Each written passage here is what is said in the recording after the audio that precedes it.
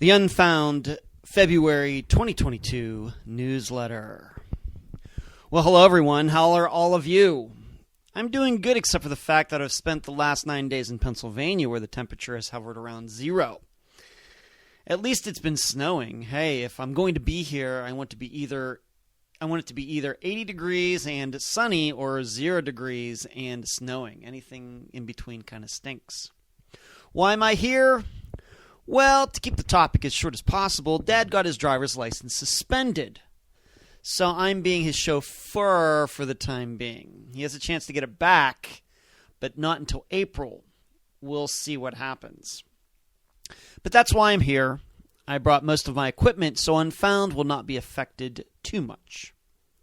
Since you heard from me last, which was at the beginning of December, 2 months ago, I got my first outright win in a disc golf tournament since March 2015. Yes, that long. And wow, did it feel good. And I played pretty well. In addition, I won my football pick'em league, which means I am now $250 richer. It was a tough fight, but somehow I managed to hang on. And I got to see Bruce Dickinson, lead singer of Iron Maiden, in Tampa. He is on a speaking tour talking about his life. He's a very interesting guy. I loved it. I went there with my brother Brian. All in all, except for being here in PA, everything continues to be the usual. But the topic of this newsletter will be where Unfound is going for 2022. So I will be breaking down each section of the Unfound brand, episodes, live show, etc., and tell you what will be happening. Lots of good stuff, no surprise. First, though, I'll start where I always do. Upcoming episodes. February 4th, Andrea Knabel. February 11th, Sebastian Kelly. Others that we are working on, Mark Heimbaugh, Mary Ann Verdecchia, Marcella Croce, and Mary Reagan, all combined, Sue Swedell. While I'm at it, I need to give a huge shout out to Marky Davis from We Help the Missing, who has been sending some wonderful guests Unfound's way. If her name sounds familiar, way back at the beginning of 2018, she was the guest for the disappearance of Jeremy Burt. The Friday episodes. There are two changes. Well, one change that is already happening and one that may happen maybe sooner than you think. Don't worry, though, the interviews are staying the same. The change that is already happening. I decided toward the end of 2021 that I need to start integrating everything that is Unfound into a similar message. From the beginning until the end of 2021, from the beginning, way back in 2016 until the end of 2021, the theme of each episode, you know how I love themes, has been a variety of different topics, just kind of what is on my mind at the time, a little life lessons, a little philosophy. For 2022, in that space between the music and the summary of the case, you will start to hear me talk a lot more about previous episodes and disappearances that are similar to the one being covered that Friday. For example, if we should feature another disappearance about a wholesome young man who goes missing for seemingly no reason, you can guarantee I will mention Tom Brown and Jason Jolkowski. Or if the missing person for that Friday is a young woman who seemingly got abducted from a parking lot, I will briefly discuss Jody Husentrut and Susie Lyle. Why am I doing this? Two reasons. Well, number one, this is a good way for newer listeners, and we had a ton of them in 2021. This will give them a good way to become familiar with older episodes. Mentioning these other disappearances will cause new people to go search out these cases covered way back when. Number two, drawing comparisons between disappearances has now become Unfound's thing. Nobody in any capacity is doing that anywhere else, but I've made it a part of my presentations to universities, so it seems natural to incorporate this type of analysis into the episodes themselves. I believe this is the best way to apply the scientific method in regards to disappearances. This is how we all learn. So if you haven't noticed that yet in 2022, maybe you will notice the change now. The change that may come. A couple days ago, I had a discussion with a podcast hosting company, not Podomatic, which is who I've been with since the beginning. Why am I considering a change and what it may mean for the podcast? I'm considering a change because this company contacted me out of the blue. They are a big name, and I'm sure you've heard of them, but I will not mention the company in this newsletter. Since they contacted me first, I felt obligated to speak to the representative. She made a very persuasive pitch. So I told her to email me the stats and costs and everything else for me to look over them. However, I made it clear to her that there's no way I'm changing Unfound. The episodes will continue to be long. I will continue to conduct unedited interviews. There will be one person who controls Unfound and how it is presented. Me. The reason I'm also considering this is because this company has access to monetization opportunities, something that Podomatic doesn't have. This is important because in 2021, downloads of Unfound went to a level I never thought possible. I mentioned the amount in a recent Unfound live show, which is maybe the only time in the history of Unfound that I've mentioned statistics. In addition, for January 2022, that upward trend has continued, even more so. But yes, when I say monetization, I mean ads. And you know how I hate ads in podcasts. My main issue with them is that they're often inserted right smack in the middle where they ruin the tone that host is trying to create. 1 second a listener is hearing about a child going missing, and the next it's, hey, all you listeners, come try out WhizBang at whizbang.com. It all feels so contrived and fake. It's like, is this a serious discussion about a missing person or not? To a lesser extent, my problem is oftentimes there are 10 ads in a 60-minute episode. It's almost worse than cable TV or watching an NFL game. Commercial, commercial, commercial, commercial. On the other hand, because I want to be transparent with all of you, and I think I try to be that way, I try to be the most transparent podcast host out there. Just so you know what we're talking about. The rep told me that given the download numbers Unfound now has, I'm losing well into the four-figure dollar range per month by having 0 ads. So when I say 4 figures, that means at least $1,000 a month, but it's well into that. So it would be like from $1,000 to $999,999. Well into that range. That money that is being left on the table. Just so you know, being honest with you. Granted, I'm not poor. I'm not hurting for money. Admittedly, it's easy to keep expenses low when I don't have kids, a dog, or a girlfriend. However, due to my commitment to doing things the bare bones way, Unfound has not been able to contribute to nonprofits and causes like other programs, John Lorden's, for example, have. That's just one example. As I've stated more than once, for the past 5 years, Unfound has pretty much been a money-losing pursuit. Not a huge loss, but a loss. And it continues to be that way. At this point, here's what I am thinking. If I can set up a situation with this company where there are only ads at the beginning and end of the episodes and none once the episode starts, then I'm going to seriously consider changing. If the rep says that isn't possible, then I'm going to stick with Podomatic. Likewise, if some rule pops up regarding the length of the podcast, for example, all episodes must be under 60 minutes. Hey, don't laugh. I believe that is actually a thing at some podcast companies. Then, of course, I will not change from Podomatic. I want the full freedom of creating a 10-hour-long episode if I want. Even though I've not done that yet, I want that opportunity open to me if I need to. Okay, so there's that. So that covers the Friday episodes. Speaking at schools, the next part of Unfound's, what we are here at Unfound, another department at Unfound, I guess you might say. Speaking at schools. I'm very, very pleased how interactions with universities have gone so far in 2022. What's helped is I now have a much more impressive resume than I did when the idea first came to my mind in 2019.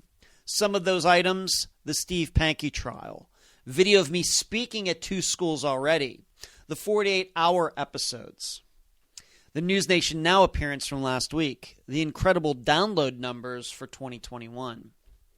It all comes together to say, hey, you need to have this guy talk to your students about disappearances. In fact, there is already a confirmed date for one of the presentations. March 15th. Where? Well, I'll let you know as we get closer to that date. It's in Florida. On top of that, I'm pretty sure I will be making another live appearance at Nova Southeastern before the spring semester is done. I also can't rule out going back to Northwestern State, although as far as contacting schools, I'm sticking to ones in Florida. So really the only change from 2021 to 2022 regarding my speaking events is the amount of them. I would not be surprised if I appear at 10 universities this year. Not surprised at all, and I get excited just thinking about it. And I think some of these schools will allow visitors, meaning if you'd like to show up, watch, listen, and meet me, you may have a chance to do that. I would love to see you at one of these presentations. The YouTube channel. I will break down what we do there one by one, but overall, I'm hoping for more views in 2022. We have over 13,000 subscribers, which is fantastic. However, the most views we get for any video is maybe 1,000, 1,500. I think we should be doing better. We'll see if the average number of views for the videos can be upped in 2022. Now I will break down each video series on the YouTube channel. The live show. I don't anticipate any changes with the Wednesday night show. It's exactly what I want it to be. It continues to be very laid back compared to the Friday episodes. I love interacting with all of you. I love taking your questions. I love telling you about some of the things going on in my private life. I love talking about true crime news and giving you my opinion on it. And I will say it again, I don't understand why more true crime hosts don't do weekly live shows. If you haven't checked out the live show on Wednesday nights at 9 p.m. Eastern, you should. And if you could, when you tune in, don't be hesitant to make a small contribution to Unfound through the Super Chat button. It's the gray box with a $sign in the middle of it, just below the chat box. Unfound Now. I think Unfound Now is going well from a production point of view. What I like most about Unfound Now is that it's right in line with the content of the presentation at schools, this comparing and contrasting between similar and dissimilar disappearances. As I stated above, I'm trying to make everything, including the Friday episodes, one consistent theme. Unfound Now is already there. However, I think the series should have higher numbers. As you know, I'm not a big numbers guy. I don't judge Unfound on any other stats other than solving disappearances. Yet I also realize that given the totality of everything we do, there are some inefficiencies in the process. Low views for Unfound Now is one of those items. A modest increase of 25% for 2022 would be excellent. If you've not yet checked out Unfound Now, please do so for the first time soon. Map analysis. No change here except for hoping for more views. I continue to be a little amazed that the downloads for the episodes are so high, but the map analysis for the map analyses for those episodes are so low on YouTube. I aim to figure out why that is in 2022. It's a priority because many of these cases cannot be understood in total without watching the explanations I do for the locations, routes, and geographies. Overall, I think the Unfound podcast channel on YouTube has the best and most diverse content of any true crime program out there. This is maybe surprising given that Unfound is at its core an audio program.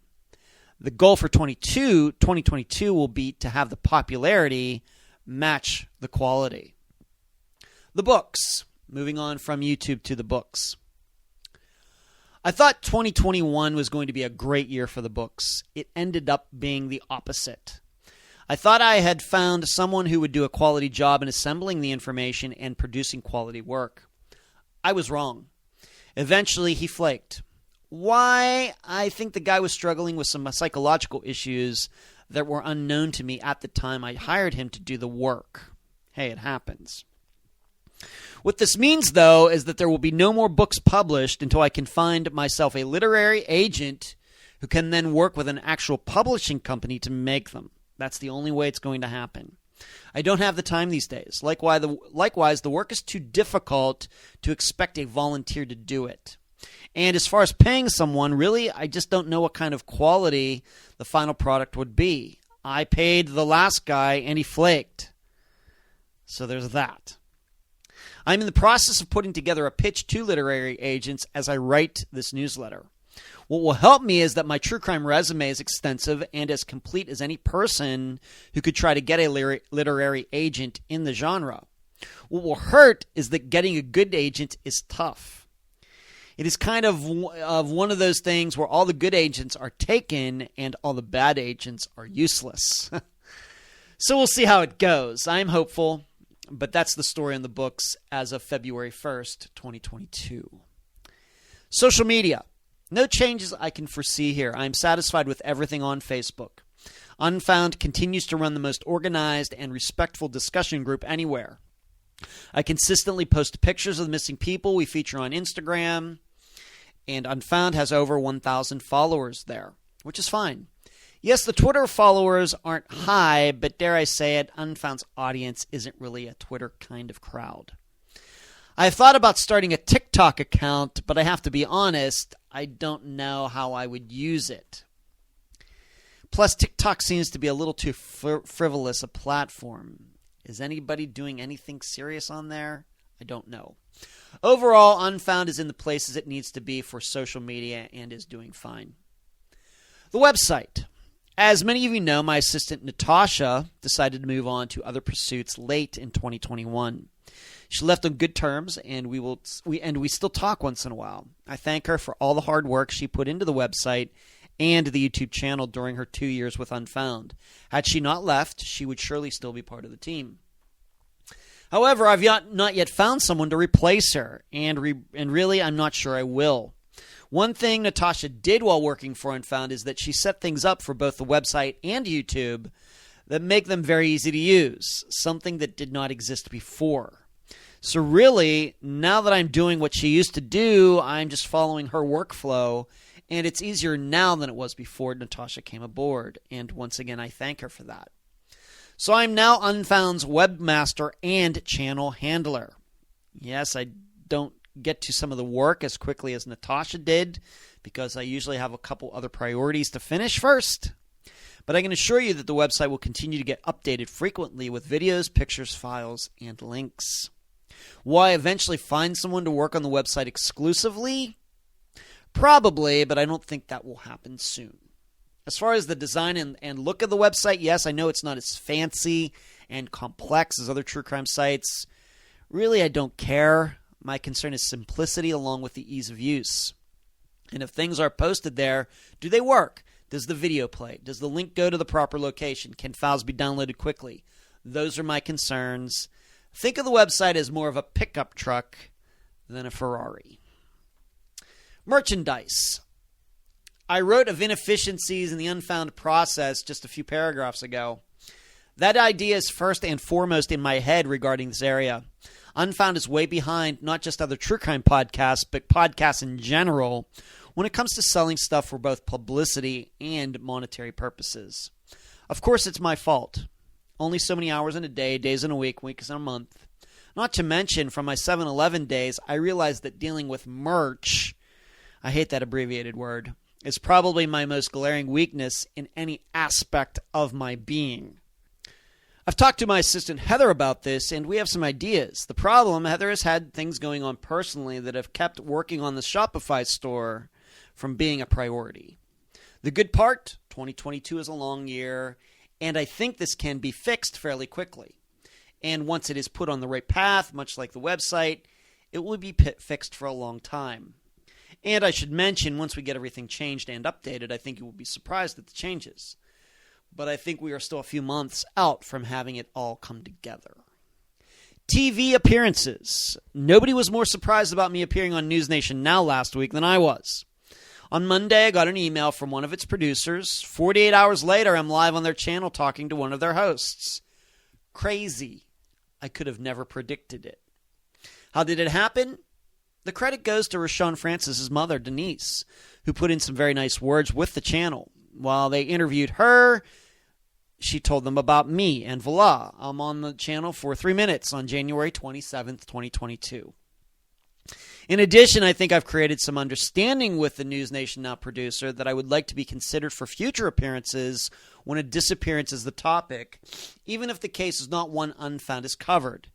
In my mind, I am the expert on the topic. News shows should be talking to me just like they talk to scientists and economists and engineers. That the News Nation Now appearance happened was also a coincidence in that just 2 days before that, my assistant Cherie had sent me a list of email addresses for producers at a variety of national news stations. Yes, really. She and I had just talked about it a few days before. And then that Monday, I got the News Nation Now email. So crazy.